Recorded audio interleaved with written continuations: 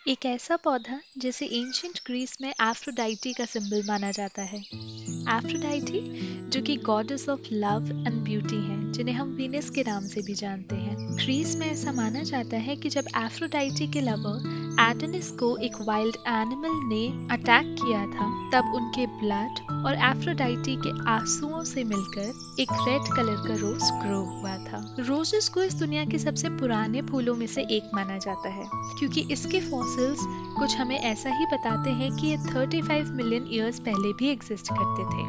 और सिर्फ यही नहीं, इससे रिलेटेड एक और इंटरेस्टिंग स्टोरी है। All is fair in love and war तो हम सभी ने सुना होगा। खैर, प्यार में तो हम रेड रोजेस देते ही हैं, लेकिन क्या आपको पता है कि जब इंग्लैंड में कॉन्फ्लिक्ट हुई थी कुछ 1400s में, तो रेड रोज को यूज किया गया था लैंकेस्टर हाउस को शो करने के लिए, और व्हाइट रोज रिप्रेजेंट कर रहा था हाउस ऑफ यॉर्क। है ना इंटरेस्टिंग? तो आज की वीडियो में हम इसी हिस्टोरिकल पौधे के बारे में बात करेंगे। हाल ही में मैं एक पिंक इंग्लिश रोज खरीद के लेकर आई हूँ नर्सरी से, और अप्रैल का महीना चल रहा है, तो मैंने सोचा क्यों ना आप सब लोगों के साथ रोज की समर केयर टिप्स डिस्कस कर लूं। नर्सरी से पौधा लाने का सबसे अच्छा समय मार्च और अप्रैल का ही माना जाता है। इस पौधे को घर पे लाते ही मैंने इसके लिए मिट्टी तैयार करनी शुरू की। मिट्टी तैयार करने के लिए सबसे पहले मैंने लिया है गार्डन सॉइल और उसके साथ ऐड किया है थोड़ा सा कोकोपीट।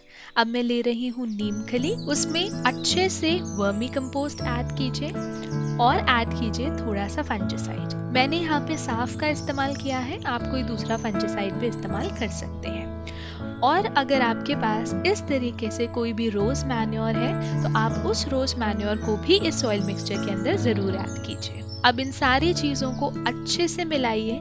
ये आपको एक ऐसा पॉटिंग मिक्स देगा जो कि काफी वेल ड्रेनिंग होगा और पोरस होगा। उसका मतलब ये है कि ये मॉइस्चर तो होल्ड करेगा मिट्टी के अंदर, लेकिन ये मिट्टी को जरूरत से ज्यादा गीला नहीं होने देगा, क्योंकि अगर जरूरत से ज्यादा गीली मिट्टी हो जाती है तो रोज के अंदर फंगस की प्रॉब्लम बहुत जल्दी आ जाती है। अब मैंने यहाँ पे एक पॉट लिया है, उसके अंदर सबसे पहले मैंने लीफ कॉम्पोस्ट लिया था।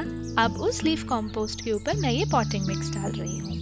एंड फाइनली धीरे से मैंने अपने इस पिंक रोज के पौधे को उस पे रखा, ऊपर से और मिट्टी डाल के उसे फिल किया। पूरे पॉट को फिल नहीं करना है, ऊपर से करीबन 1 उंगली जितनी जगह आपको खाली रखनी है। इसके बाद मैंने इस पौधे को अच्छे से पानी दिया।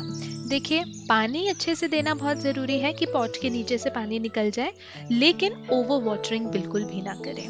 और गर्मियों में अर्ली मॉर्निंग अगर आप अपने रोज प्लांट को पानी देते हैं तो वो उसके लिए बहुत ही अच्छा माना जाता है, क्योंकि वो उसको हेल्प करेगा दिन की गर्मी को हैंडल करने में। उसी के साथ साथ मिस्टिंग इसे गर्मियों में बहुत ज़्यादा हेल्प करती है। आप अर्ली मॉर्निंग इसकी पत्तियों पर और फूलों पे पानी को स्प्रे कर सकते हैं, और सेम चीज़ आप शाम को भी कर सकते हैं। आप ज़रा बात कर लेते हैं इम्पॉर्टेंट फर्टिलाइजर्स पे। बोन मील इसके लिए काफ़ी ज़्यादा अच्छा माना जाता है, तो आप इसकी मिट्टी में थोड़ी सी बोन मील मिला सकते हैं।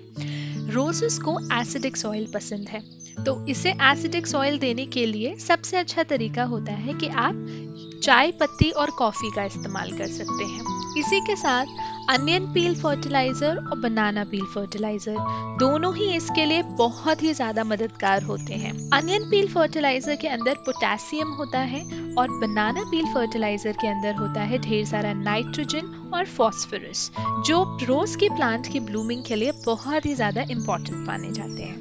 जैसा कि मैंने आपको बताया कि रोज के अंदर फंगस की प्रॉब्लम काफी ज्यादा कॉमन है, तो उस प्रॉब्लम को दूर रखने के लिए आप महीने में एक बार सॉइल के अंदर हल्दी का पानी भी डाल सकते हैं। उसी के साथ अगर आप पेस्ट्स को दूर रखना चाहते हैं तो आप इसकी पत्तियों में महीने में एक बार नीम ऑयल का स्प्रे कर सकते हैं, या फिर आप बेकिंग सोडा का स्प्रे भी तैयार कर सकते हैं। बेकिंग सोडा का स्प्रे तैयार करने के लिए आप 1/4 चम्मच बेकिंग सोडा लीजिए और उसको करीबन 1 लीटर पानी में घोल लीजिए, और फिर इसको पत्तियों के ऊपर स्प्रे करना शुरू कीजिए। क्योंकि ये नेचुरल है तो इसके एज सच कोई साइड इफेक्ट्स नहीं होते हैं। ये फटाफट से आपके सारे के सारे पेस्ट्स को भगा देंगे। इसी के अलावा सी वीट और वर्मी कंपोस्ट इसके लिए बहुत ही ज्यादा हेल्पफुल होगा। आपके जो रोज के फ्लावर्स आएंगे वो बहुत ही ज्यादा हेल्दी एंड ब्यूटीफुल आएंगे। समर्स में आप इस चीज का ध्यान दीजिए कि आप रोज को अर्ली मॉर्निंग की सनलाइट दीजिए, क्योंकि वो हल्की धूप होती है जो इसके लिए काफी ज्यादा यूजफुल होगी, लेकिन अगर आपने इसको दोपहर की बिल्कुल कड़ी धूप दी तो पत्तियां जल जाएंगी, फूल मुरझा जाएंगे, आपका पौधा सरवाइव नहीं कर पाएगा। तो हार्श लाइटिंग से इसे हर हालत में दूर रखिए। इसे ऐसी जगह रखिए जहाँ पे छनती हुई धूप आए, मतलब सेमी शेड एरिया में रखिए।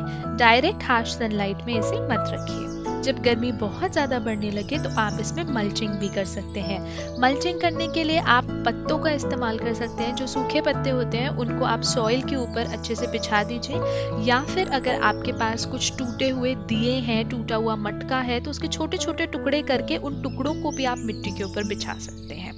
ऐसा करने से वो अपने अंदर काफ़ी ज़्यादा मॉइस्चर होल्ड करेगा, जिससे सॉइल इतनी जल्दी ड्राई नहीं होगी। प्लस ये जो टुकड़े हैं या फिर लीव्स हैं, ये ओवरऑल प्लांट के टेम्परेचर को भी कम करेंगे, तो प्लांट इतनी जल्दी गर्मी से मरेगा नहीं। एक और ज़रूरी बात, आप इसमें dead heading and soft pruning कीजिए। मतलब जो जो फूल मुरझाते चले जा रहे हैं, उन फूलों को, उन मुरझाई हुई पत्तियों को आप तोड़ के अलग कर दीजिए। इससे आप प्लांट की एनर्जी को बचा पाएंगे। लेकिन गलती से भी हार्ड प्रूनिंग या रूट प्रूनिंग मत कीजिएगा, क्योंकि प्लांट सरवाइव नहीं कर पाएगा। और हाँ, एक और बात, सकर्स को ज़रूर निकाल के फेंक दीजिए, क्योंकि ये सकर आपके मेन प्लांट को ग्रो नहीं होने देगा। तो आपको ध्यान रखना है, जैसे ही आपको सकर नजर आए आप उसे वहां से तोड़ के निकाल दीजिए। टाइम टू टाइम टिलिंग ज़रूर कीजिए। ऐसा करने से सॉइल के अंदर एयर सर्कुलेशन बहुत अच्छा होता है, एयर पॉकेट्स बन जाती हैं, तो रूट्स ब्रीथ कर पाती हैं। और अगर रूट्स ब्रीथ कर पाएंगी तो रूट में फंगस होने के चांसेस भी खत्म हो जाएंगे। तो बस यही है कुछ ज़रूरी बातें जो अगर आप ध्यान रखेंगे तो आपका रोज का प्लांट बहुत आसानी से इस समर को हैंडल कर पाएगा।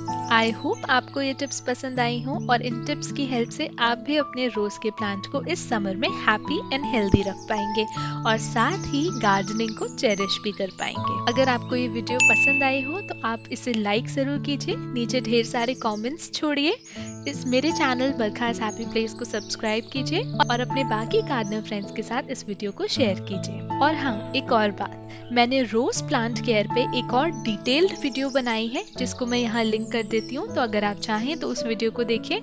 वो भी आपको रोज प्लांट केयर से रिलेटेड बहुत ज़्यादा इंपॉर्टेंट इन्फॉर्मेशन देगी। मिलती हूँ आपसे एक और इन्फॉर्मेटिव वीडियो के साथ। तब तक happy gardening and keep smiling.